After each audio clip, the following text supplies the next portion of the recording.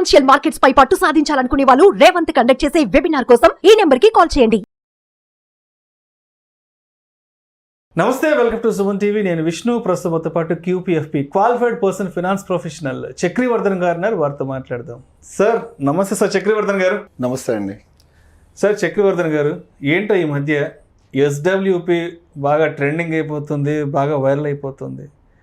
అంటే SIP తీసుకుంటేనో లేదంటే lump sum investments చేస్తేనో ఆ తర్వాత మాత్రమే SWP యాక్టివేట్ చేసుకోగలరు. బట్ ఎందుకో ఈ మధ్య చాలామంది వీడియోస్ కింద కామెంట్స్లో చూస్తుంటే కూడా, సార్ SWP చేద్దాం అనుకుంటున్నావు, ఏదన్నా మంచి ఫండ్స్ ఏమైనా ఉంటే చెప్పండి, మంచి స్కీమ్స్ ఏమైనా ఉంటే చెప్పండి అడుగుతున్నారు కదా.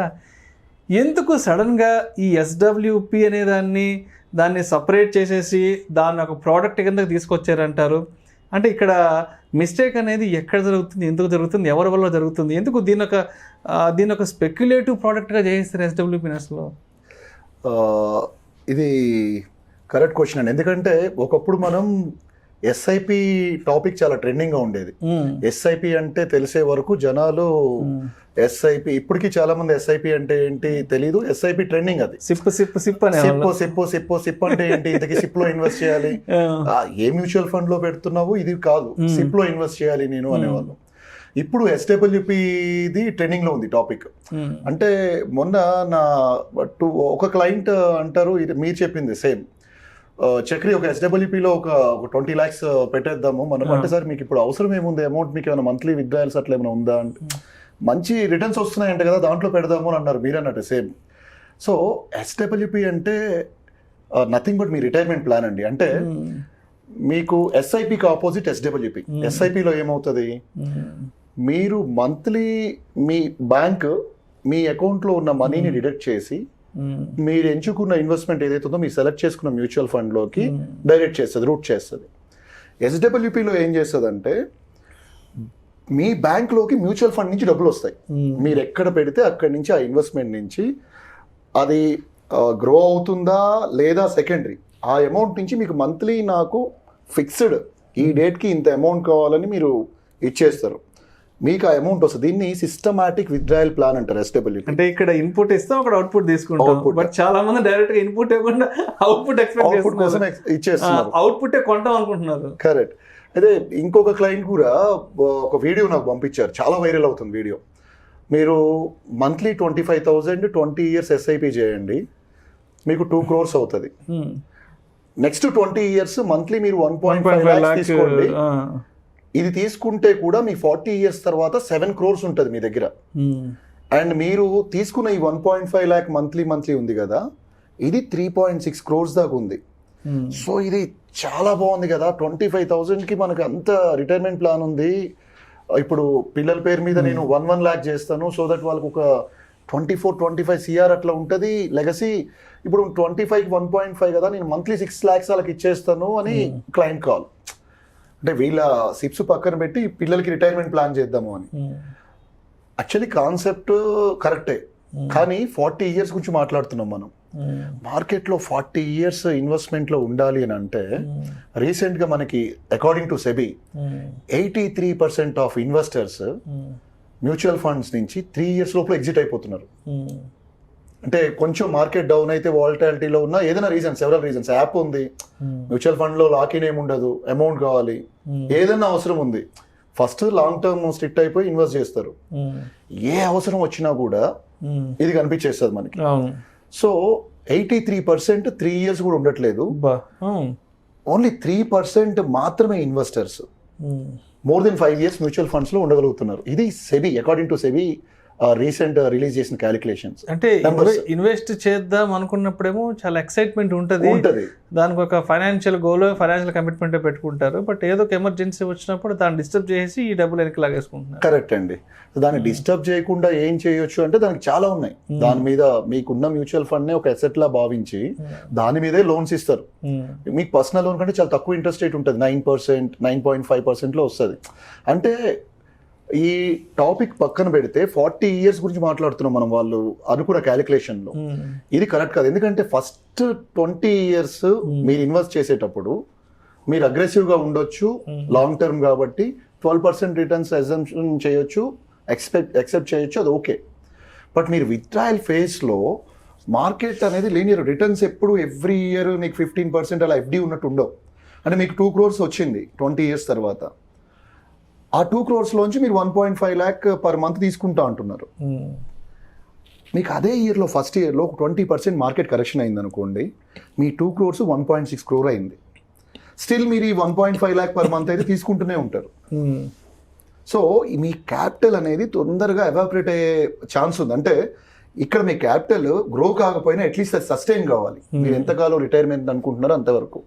అంటే ఎస్డబ్ల్యూపీ ఈజ్ నథింగ్ బట్ మీరు ఒక ఫ్లాట్ ఒక 2 కోట్లు 1 కోటి రూపాయలు పెట్టి కొనేసి మంత్లీ దాని మీద రెంటల్ ఇన్కమ్ తీసుకుంటూ, ఇది కూడా నాకు అప్రిషియేట్ అవుతుందని ఒక ట్రెడిషనల్ ఏదైతే ఇన్వెస్ట్మెంట్ ఉందో ఒక ట్రెడిషనల్ మోడల్, అదే నథింగ్ బట్ మ్యూచువల్ ఫండ్స్లో పెడితే మీరు ఒక 1 CR 2 CR మీ హౌస్ లాగే ఒక గ్రో అవుతున్నటువంటి mutual fund, if not aggressive ఫండ్స్లో కాకుండా కొంచెం గ్రో అవుతున్న ఫండ్స్లో పెట్టి మంత్లీ మీకు ఎక్స్పెన్సెస్ ఏమున్నాయో క్యాలిక్యులేట్ చేసుకుని అంత ఎక్స్పెన్సెస్ ఎవ్రీ మంత్ మీ క్యాపిటల్ డిస్టర్బ్ కాకుండా తీసుకోవటమే స్టెబిలిటీ కాన్సెప్ట్.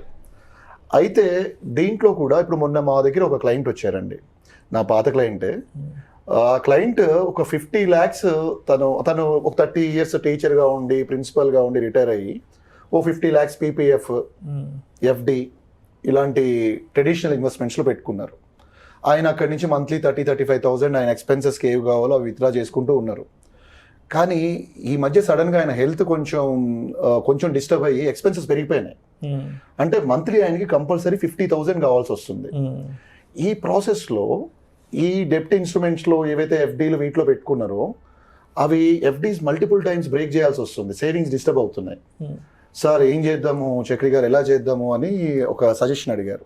సో వాళ్ళకి రిటైరీస్కి ఇది కరెక్ట్. మేము దాంట్లోనే కొంత పార్షియల్ అమౌంట్ బ్యాలెన్స్డ్ ఫండ్స్ అని ఉంటాయి, బ్యాలెన్స్డ్ అడ్వాంటేజ్ ఫండ్స్, వేరే ఆ ఈక్విటీ కంపోజిషన్ కొంచెం తక్కువ ఉంటుంది. అంటే అగ్రెసివ్ ఉండవు ఫండ్స్ ఇవి, మనం రిటర్న్ 10% అలా ఎక్స్పెక్ట్ చేయొచ్చు, 9 to 10%. దీంట్లోంచి మంత్లీ 40,000 వచ్చేటట్టు మనం పార్షియల్గా ఆయనకి ఫిక్స్డ్ వచ్చేటట్టు పెట్టాం. సో దట్ ఆయనకి ఏమైందంటే ఆయన క్యాపిటల్ ఏవైతే ఉందో అది అప్రిషియేట్ అవుతుంది. 5 years తర్వాత ఇన్కేస్ ఇది డీసెంట్ ఉంది, ఇంకా స్ట్రాంగ్ ఉంది, ఇది ఎక్కడ తగ్గలేదు. అండ్ మంత్లీ ఆయన ఏదైతే ఆ 40,000 తీసుకున్నారో ఇప్పటికీ తీసుకుంటూ ఉన్నారు. సో ఈ కాన్సెప్ట్ మళ్ళీ పర్సన్ బట్టి పర్సనలైజ్ చేయాలండి. అంటే చాలామంది నాకు అస్సలు రిస్క్ వద్దు, నా క్యాపిటల్ మీద నాకు తగ్గకుండా ఇంత ఇవ్వమని చెప్తారు. అంటే దీంట్లో మీకు డిఫరెంట్ ఫండ్స్లో మీరు పెట్టుకోవడానికి అవకాశం ఉంది. ఇంతకుముందు వాళ్ళు చెప్పిన కాన్సెప్ట్ ఏమో 20 years + 20 years only 12% calculation 40 years కోసం తీసుకున్నారు. బట్ మీకు ఫస్ట్ 20 years అయిపోయి మీ దగ్గరికి రిటైర్మెంట్ కోసం ఈ అమౌంట్ 2 crores వచ్చినప్పుడు మీరు దాన్ని మన ఆర్బిట్రాజ్ ఫండ్స్ అని అంటారు. ఆర్బిట్రాజ్, అవునవును. విచ్ ఈస్ ఒక అంటే మీకు ఈక్విటీ టాక్సేషన్ వర్కౌట్ అవుతుంది. దాంట్లో 65% పైన ఈక్విటీ ఉండేటట్లు చూస్తారు. మీ ఆ పోర్ట్ఫోలియో కూడా రిస్క్ లేకుండా ఉండేటట్టు చూస్తారు. రిటర్న్స్ ఎక్కువ ఎక్స్పెక్ట్ చేయలేం, 7% అలా ఉంటుంది పోస్ట్ టాక్సేషన్. ఇక్కడ బ్యూటీ ఏంటంటే మీకు ఈక్విటీ టాక్సేషన్ వస్తుంది. అంటే లాంగ్ టర్మ్ అయితే అంటే 1 year ప్లస్ ఉంటే ఓన్లీ 12.5% మీ ప్రాఫిట్ మీద కట్టాలి. ఇన్ని lakhs అయినా తీసుకోండి మీరు మంత్లీ విత్డ్రాయల్, క్రోర్స్ తీసుకున్నా కూడా అదే ఉంటుంది.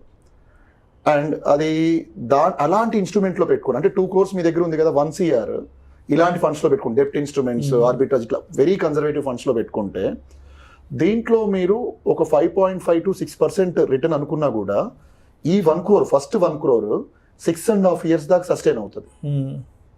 మరి 2 crores 1 crore మాత్రమే ఇక్కడ పెట్టారు.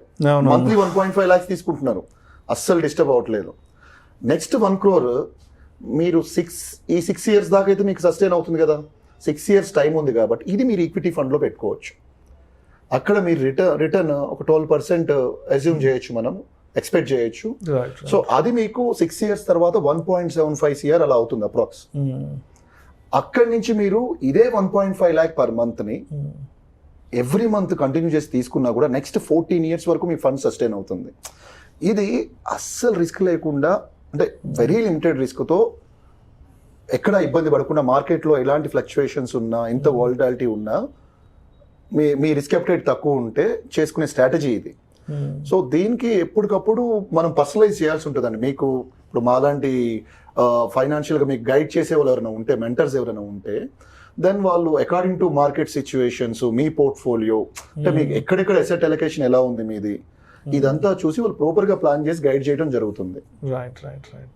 సో అయితే యాజ్ అ కన్క్లూజన్గా ఎస్డబ్ల్యూపిని స్పెక్యులేటివ్ చేద్దాం అనుకున్న వాళ్ళకి మీరు ఏం చెప్తారు? ఎస్డబ్ల్యూపి అనేది డెఫినెట్ గా ఒక గుడ్ కాన్సెప్ట్ అండి, ఇన్వెస్ట్మెంట్ ప్లాన్ కాదు.